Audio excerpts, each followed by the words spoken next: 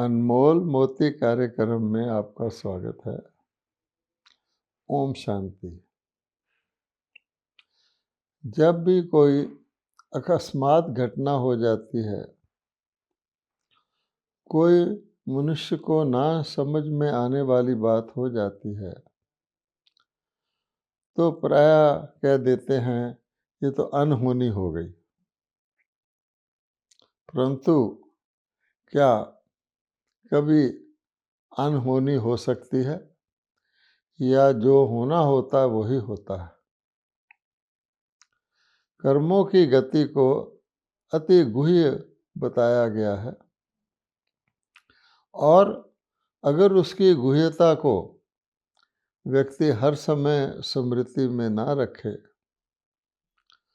तो प्रायः वो जगह जगह समय समय पर यही समझेगा कि अनहोनी हो रही है, कि अनहोनी हो रही है।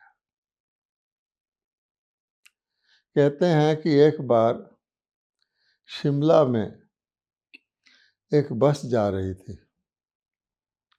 हम जानते हैं कि शिमला पहाड़ी इलाका है, और वहाँ जो बसें चलती हैं वो ऊंचे नीचे सड़कों से चलती हैं, और लंबा लंबा सफ़र होता है हिमाचल का। तो लोग बीच में रुक करके कोई छोटे मोटे खाने पीने की इटरी होती है, वहाँ बैठ जाते हैं, राजमा चावल खाते हैं, चाय वगैरह पीते हैं। तो हर बस का अपना अपना एक स्थान उन्होंने फिक्स किया होता है, किसी न किसी होटल वाले के साथ, कि यहाँ पर हम रुकेंगे और यहाँ हमारे पैसेंजर आपसे खाना पीना करेंगे। तो इसी प्रकार से एक बस रुकी थी, और उसके सभी पैसेंजर उस खाने पीने के स्थान पर बैठकर कुछ चाय नाश्ता कर रहे थे। जब वो वापस बस में चढ़े, तो मीनवाइल बस में एक सांप घुस गया था, और जो सबसे पीछे की सीट पर गेट के पास व्यक्ति बैठा, सांप उसकी टांग से लिपट गया। अब वो व्यक्ति चिल्लाने लगा कि मुझे बचाओ, मुझे बचाओ, और बाकी सारे पैसेंजर और ड्राइवर कहने लगे अब तो बस चलने का समय हो गया है। उसके बहुत गिड़गिड़ाने के बावजूद भी अन्य पैसेंजर्स ने उसको बस से उतार दिया कि हम तो लेट हो रहे हैं, तुम अब किसी अगली बस में आ जाना। सांप के लिपटे सहित उसको धक्का मार के उन्होंने उसको गिरा दिया, और बस चल पड़ी। अब जो ही वो व्यक्ति नीचे गिरा, तो सांप ने जिस प्रकार से अब उसकी टांग के साथ अपने आप को लपेटा था, सांप वो लपेटा उतार कर चला गया, और आगे जाकर उस बस का एक्सीडेंट हो गया। सारे के सारे पैसेंजर, ड्राइवर, कंडक्टर सहित शरीर छोड़ गए, मर गए। अब इस घटना से क्या शिक्षा मिलती है कि शायद उस व्यक्ति को बचना था, उसकी अभी आयु बाकी थी, इसलिए वही बचा, और कारण कुछ भी बन गया, सांप उसकी टांग से लिपट गया, और अन्य पैसेंजर्स ने अपना समय बचाने के लिए उसको सहयोग नहीं दिया। ये सारी कहानी हम सुनते हैं। अब इसके ऊपर कोई विचार करे तो क्या सोच पाएगा? इसको लोग एक प्रकार की अकस्मात घटना ही कहेंगे कि कैसे उस व्यक्ति को बचना था। इसी प्रकार से हम प्राय देखते हैं कि एक पगडंडी जा रही है किसी गांव की ओर, आसपास झाड़ियां हैं, उससे कई यात्री गुजर जाते हैं, पैदल चलने वाले। लेकिन एक ऐसा आता है, एक सांप झाड़ी से निकलकर उसको काट लेता है, और मान लीजिए उसकी मृत्यु हो जाती है। अब इसको हम क्या कहेंगे? यही कहने में आएगा उस सांप की उसी व्यक्ति से अपॉइंटमेंट थी, उसी को शरीर छोड़ना था। इसीलिए सांप उसी वक्त निकला और उसने उसी को काटा। उससे पहले जाने वाले पैसेंजर्स को, जो यात्री थे, जो पैदल जा रहे थे, उसको सांप ने किसी ने नहीं काटा। यूँ कह सकते हैं कि सांप की उसी से अपॉइंटमेंट थी। अब ऐसी घटनाएं हम रोज़ देखते रहते हैं। एक व्यक्ति अच्छी तरह से जीवन जी रहा है, अचानक कोई कारण बन जाता है और उसकी मृत्यु हो जाती है। एक व्यक्ति को जीवन काल में साधारण जी रहा होता है, अचानक कोई घटना होती है, उसके जीवन में प्रॉस्पेरिटी आ जाती है, खुशहाली आ जाती है, किसी की शादी अच्छे घर में हो जाती है, किसी का कुछ कारण बन जाता है। इसलिए एक कहावत प्रसिद्ध है, हीले रिजक बहाने मौत, कि कोई कारण बन जाता है जिससे व्यक्ति के जीवन में शैली में परिवर्तन आ जाता है, और एक निमित्त कारण बन जाता है जिससे उसकी मृत्यु हो जाती है। कई व्यक्तियों की पेट दर्द से मृत्यु हो जाती, पेचिश लग जाता है। जीवन काल में उनको कई बार पेचिश हुआ होगा, लेकिन एक जब उसकी मृत्यु होनी होती है तो कॉज ऑफ डेथ बता देते हैं, पेचिश से इसकी मृत्यु हो गई। और वास्तव में अगर हम और विचार करें तो मृत्यु से बच जाना कोई बड़ी बात नहीं है। आखिर व्यक्ति की एक दिन तो मृत्यु होनी ही है। तो कहा जाता है एज श्योर एज डेथ, एक बार बच जाएगा, 2 बार बच जाएगा। कहा जाता है कैट है 7 लाइफ्स, 7 बार बच जाएगा। लेकिन जब उसकी मृत्यु होनी है उस समय तो होनी ही है। केवल जब कोई व्यक्ति मौत के मुंह से बच जाता है तो उसको एक अवसर मिलता है कि देखो, अब तुम्हें जैसे बोनस लाइफ मिला है, तुम बच गए हो, और अगर तुम कोई चाहो तो कोई अच्छा काम कर लो, अपने जीवन में कुछ सुधार कर लो। कई बार लोग ये भी कहते हैं कि अगर एक वृद्ध व्यक्ति को कहा जाए कि तुझे दोबारा जीने का मौका मिल जाए बचपन से लेकर, तो तुम क्या वैसा ही जीवन जियोगे जैसा तुमने अब जिया है, या उसमें कुछ सुधार करोगे? तो व्यक्ति सोचता है, मैंने खाम-खा में उस व्यक्ति से झगड़ा किया था, उस व्यक्ति को मैंने खाम का दुख दिया था, उसको सताया था। अगर मुझे दोबारा जीने का मौका मिले यही लाइफ, तो मैं शायद ऐसी ऐसी गलतियां ना करूं। किसी से मैंने नफ़रत कर ली थी, किसी से मैंने दुश्मनी मोल ले ली थी, आदि आदि। अब ये तो हो गई जीवन काल की बातें। अगर हम प्राकृतिक आपदाओं की तरफ देखें, जिसको हम नेचुरल कैलेमिटीज़ कहते हैं, प्राकृतिक प्रकोप कहते हैं, आजकल तो वो बहुत बढ़ रहे हैं, तो हम क्या पाते हैं? प्राकृतिक आपदाओं की स्थिति में भी हम यही पाते हैं कि आमतौर पर लोग कह देते हैं एक्ट ऑफ गॉड, कि ये तो परमात्मा के द्वारा भेजा हुआ प्रकोप है। अचानक लोग जी रहे थे, भूचाल अर्थक्वेक आया, अब देखो कितने लोग दब गए, कितने घर नष्ट हो गए।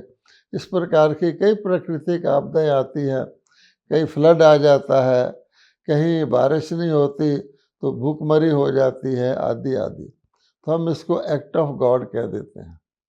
फिर हम ये भी देखते हैं वर्तमान युग में, पिछले 100 वर्षों के अंदर अगर हम नज़र दौड़ाएं तो हम देखते हैं ऐसी ऐसी विचित्र प्रकार की बीमारियां निकल रही हैं जिनका कभी डॉक्टरों को सपने में भी ख्याल नहीं था। ऐसे ऐसे अजीब रोग निकल रहे हैं जिसका एक एग्जाम्पल जो है हमने कोरोना काल में देखा कि कोरोना एक ऐसी बीमारी निकल आई जिसके कारण से बहुत काल तक जो था लोगों की मृत्यु होने लग गई थी। अभी कहा जा रहा है कि उसके कुछ और वेरिएंट, उसके कुछ और बदले हुए रूप फिर प्रचलित हो रहे हैं।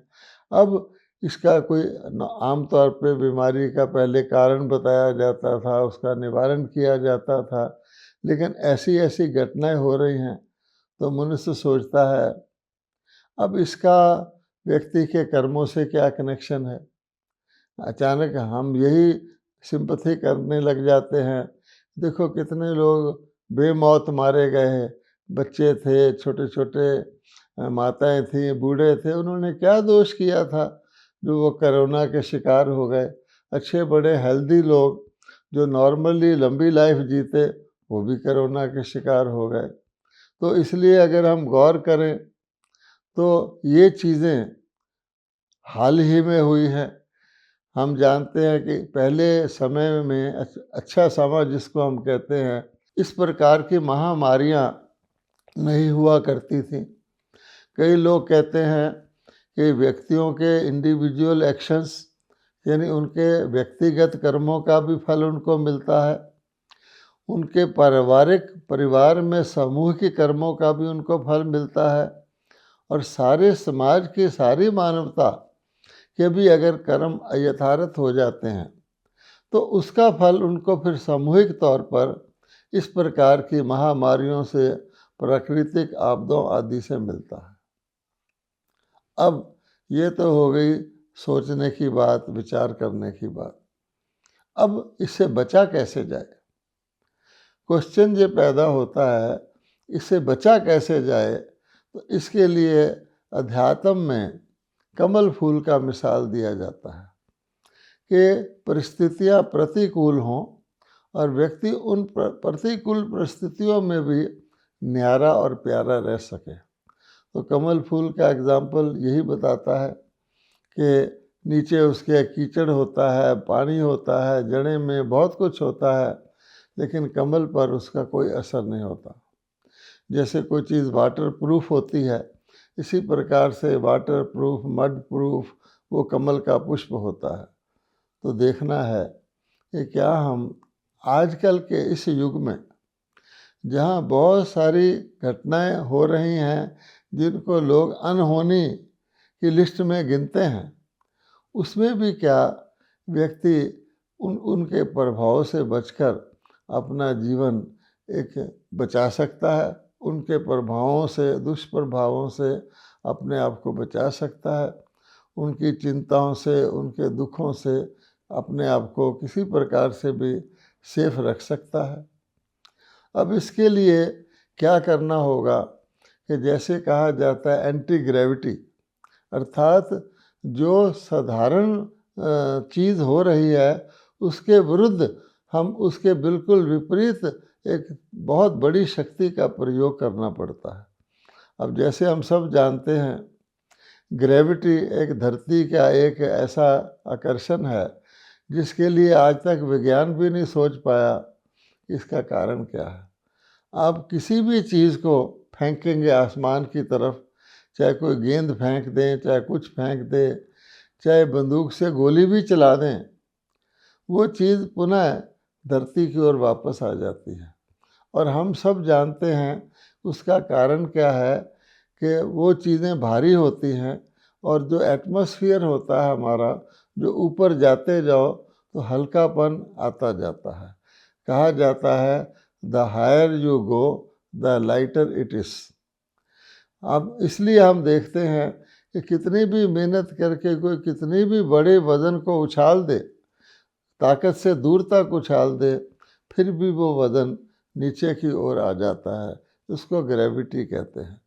अगर हम इसका एनालिसिस करें तो हम क्या पाते हैं, एनालिसिस से हमें ये पता लगता है कि जो भी चीज़ें प्रकृति के तत्वों की बनी हुई है, मोटे रूप से जिनको हम 5 तत्व कहते हैं, अर्थात पृथ्वी, जल, अग्नि, वायु और आकाश, ये प्राकृतिक तत्वों की बनी हुई है, वो भारी होती है और वो ग्रेविटी उसको अट्रैक्ट करती है, क्योंकि ये तत्व इस धरती के ही होते हैं, इसके आसपास के होते हैं। इसलिए अगर किसी वस्तु को आपने इस ग्रेविटी से पार पहुंचाना हो, यानी एक किसी दूसरे ग्रह के आकर्षण में पहुंचाना हो, तो आपको बहुत बड़ी शक्ति यूज़ करनी पड़ती है। और हमें ये देखना है कि हमारे मानव के जीवन में क्या कोई ऐसी ताकत है जो हमें एंटी ग्रेविटी बना दे, अर्थात हम सांसारिक आकर्षणों से परे हो सके।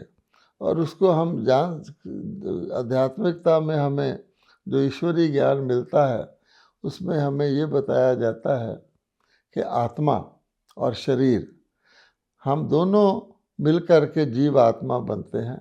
आत्मा एक सूक्ष्म शक्ति है, आत्मा ही चैतन्य सत्ता है जो इस शरीर को धारण करती है। और शरीर 5 तत्वों का बना हुआ है। आत्मा शरीर को बदलती रहती है, लेती रहती है, छोड़ती रहती है। शरीर आखिरकार क्योंकि तत्वों का बना हुआ है तो कहा जाता है मृत्यु होने पर आत्मा निकल जाती है, शरीर के तत्वों में लीन हो जाते हैं। और ऐसा बताया जाता है, जिसको यूँ भी कह सकते हैं कि ग्रेविटी जो है वो ग्रेवयार्ड अर्थात कब्रिस्तान में शरीर को ले जाती है। चाहे उसको आप दबा दें, चाहे उसको जला दें, तो वो शरीर यहीं का यहीं रह जाता है। लेकिन आत्मा उड़ने वाली चीज़ है, आत्मा हल्की चीज़ है। ये अलग बात है कि आत्मा इस धरती पर आकर जन्म मरण में आते हुए अपने आप को बंधनों में बांध लेती है। और उस कारण से शरीर के अंदर भी और शरीर छोड़ने के बाद भी आत्मा बंधनों के अनुसार उड़ नहीं सकती, लिबरेट होकर, मुक्त होकर नहीं उड़ सकती। उसको मान लो अगला शरीर धारण करना है अपने कर्मों के हिसाब से, तो प्राणा छोड़कर वो फौरन अगले में चली जाती है। लेकिन जिसको हम कहते हैं कि बिल्कुल न्यारी हो सके, उसके लिए आत्मा जीवन काल में भी पुरुषार्थ करे तो न्यारी हो सकती है। और उसका अभ्यास ही हम कहते हैं अशरीरी बनने का अभ्यास, आत्मस्थिति का अभ्यास, देह अभिमान से अलग रहने का अभ्यास, ये करना आवश्यक होता है। अब पहले पहले तो जब व्यक्ति को सिखाया जाता है कि तुम आत्मा हो, शरीर नहीं हो।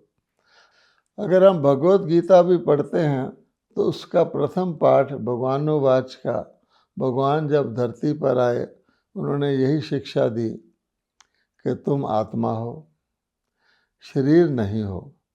शरीर तुम्हारा नश्वर है, आत्मा तुम शाश्वत हो, तुम चैतन्य सत्ता हो। अच्छा, अब हमको ये ज्ञान मिल भी गया, हमने पढ़ भी लिया गीता में, या ब्रह्मा कुमारी आश्रम में आकर समझ भी लिया। जब तक हम उसको अभ्यास नहीं करेंगे, हम उसको अनुभव में नहीं लाएंगे, तो हम जो अनुभूति करनी चाहते हैं कि हम बाहर के अंदर के प्रभावों से मुक्त रहें, आत्मा लिबरेटेड रहे, वो नहीं कर पाते। लेकिन अगर अभ्यास करते हैं तो धीरे धीरे हमको अनुभव होने लगता है हम जीवन जी रहे हैं, अपने परिवार में भी चल रहे हैं। इसमें कोई परिवार को छोड़ने की या अकेले कहीं रह कर के साधना या तपस्या करने की बात नहीं है। ये एक मनोस्थिति की बात है कि अगर हम अपनी मनोस्थिति को ऐसा बनाते हैं कि मैं आत्मा हूँ और मैं आत्म रूप में स्थित होकर के इस शरीर को चलाती हूँ, इस आँखों के द्वारा देखता हूँ, कानों के द्वारा सुनता हूँ, जो भी कार्य है शरीर के द्वारा करता हूँ, करवाता हूँ, हाथों से कार्य करवाता हूँ, पाँव से कार्य करवाता हूँ, लेकिन हूँ मैं आत्मा। तो ये बात व्यक्ति के अगर बुद्धि में अच्छी तरह से आ जाए, जैसे बिजली के अप्लायंसेस हैं, तो हम जानते हैं एक अनपढ़ व्यक्ति तो यही कहेगा पंखा चलता है, बल्ब जलता है, हीटर जलता है, फ्रिज ठंडा करता है। लेकिन अगर उसको समझाया जाए कि अगर बिजली ना हो, पीछे पावर ना हो, तो ना तो हीटर गर्म कर सकता है, ना फ्रिज ठंडा कर सकता है, ना बल्ब जल सकता है, ना पंखा चल सकता है। इसी प्रकार से ये समझने की बात है, अगर आत्मा शरीर के अंदर ना हो तो ना आंखें देख सकती हैं, ना कान सुन सकते हैं, ना मुख बोल सकता है, ना दूध का गिलास हजम हो सकता, कुछ भी नहीं हो सकता। इसलिए अपने आप को आत्मा मानकर फिर आत्म स्थिति में रहकर हम अपने आप को अगर धीरे धीरे अभ्यास करते हैं तो हमें पता लगने लग जाता है सचमुच कि मैं आत्मा मालिक होकर अपने शरीर को चला रहा हूँ, अर्थात मैं शरीर का अधिकारी हूँ, शरीर के अधीन नहीं हूँ।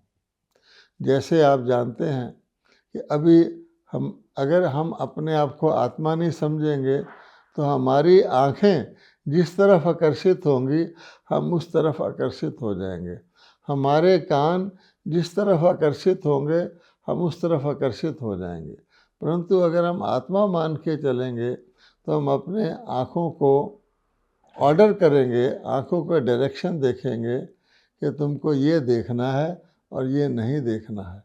कानों को हम निर्देश देंगे, तुमको ये सुनना है और ये नहीं सुनना है। जैसे कहावत है, see no evil, hear no evil. अगर हम इसको खुला छोड़ देंगे तो ईवल भी सुनते रहेंगे, अच्छा भी सुनते रहेंगे, खराब भी सुनते रहेंगे, अच्छा भी देखते रहेंगे, खराब भी देखते रहेंगे। इसलिए जैसे कहा जाता है कि मक्खन होता है, मक्खन छाछ के अंदर होता है, पहले तो पता नहीं लगता है, लेकिन अगर छाछ को चर्न किया जाए और धीरे धीरे धीरे धीरे फिर मक्खन अलग हो जाए तो मक्खन छाछ के ऊपर तैरने लग जाता है।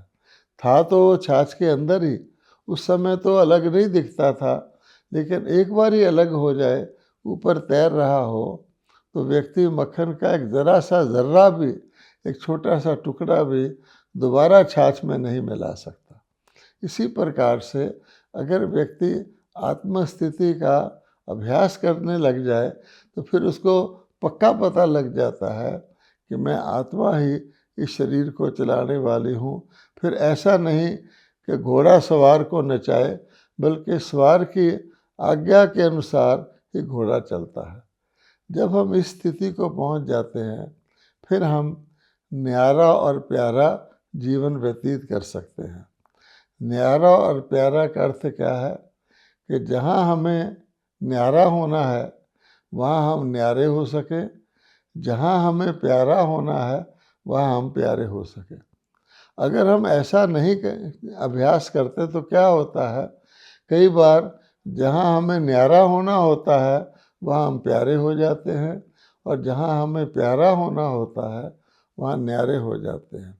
आप बिजली के दो तारों को भी देखेंगे तो नेगेटिव और पॉजिटिव की तारें चलती हैं, और नेगेटिव के साथ नेगेटिव को जोड़ दें, पॉजिटिव के साथ पॉजिटिव को जोड़ दें तो उस बिजली की शक्ति को कहीं से कहीं दूर तक भी ले जाया जा सकता है और वो काम करेगी।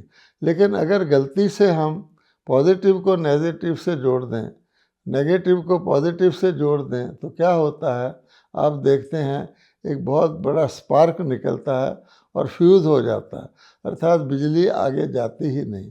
यही जीवन के अंदर है कि जीवन के अंदर व्यक्ति अगर इस कला को नहीं सीखता, अपने आप को आत्मा मान के नहीं चलता, तो फिर उसको जीवन के अंदर बहुत सारी घटनाएं अकस्मात अनहोनी लगने लगती हैं। और आज के युग में क्योंकि प्रायः लोग बॉडी कॉन्शियस हैं, अपने आप को अपना शरीर माने हुए हैं, जबकि शरीर तो एक माध्यम है, तो इसी कारण से मनुष्य अच्छे अच्छे सोच के कर्म करते हैं, लेकिन वो कर्म अकर्म की बजाय विकर्म ही होते जाते हैं, कितने भी भली इंटेंशन से करो। जैसे कहा जाता है, the way to hell is paved with good intention, कि चाहे नीयत आपकी अच्छी हो लेकिन अगर आपकी विधि ठीक नहीं है तो व्यक्ति स्वर्ग की बजाय नरक तुल्य ही जीवन उसका हो जाता है। ऐसी स्थिति हम आज अपनी देखते हैं। इसलिए व्यक्ति को चाहिए कि अपने आप को पहले तो आत्मा निश्चित करे, आत्मा स्थिति का अभ्यास करे, अशरीरी रहकर शरीर को चलाए। और ये तो हुआ ज्ञान का पक्ष, लेकिन केवल ज्ञान काफ़ी नहीं है।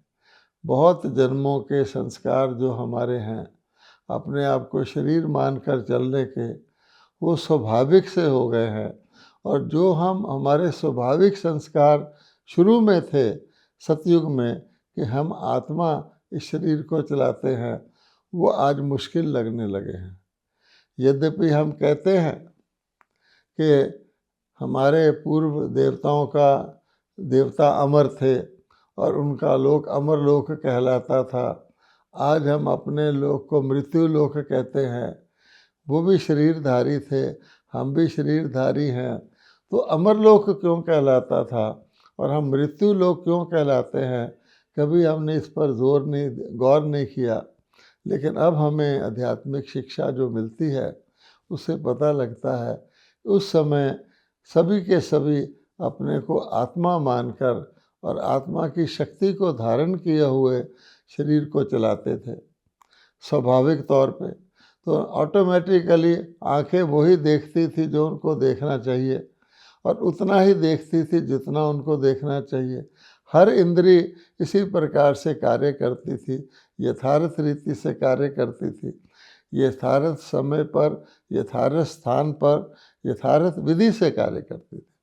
आज क्या हो गया, पहले तो आत्मा की बजाय शरीर ही मानने लग गए, इंद्रियां कंट्रोल में नहीं है, तो व्यक्ति कितना भी अच्छा काम करने की सोचता है लेकिन वो खराब चीज़ के अंदर अच्छा कहाँ से आया।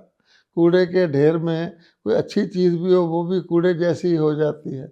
इसलिए कहा जाता है आज का जीवन कौड़ी तुल्य है।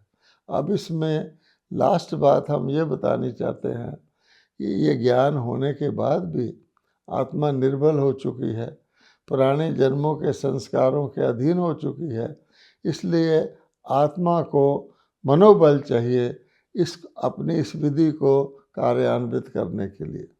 अभ्यास चाहिए, अभ्यास के लिए भी मनोबल चाहिए और आत्माओं को मनोबल परमात्मा से मिल सकता है, क्योंकि परमात्मा इस सारे आवागमन के चक्कर से न्यारे हैं।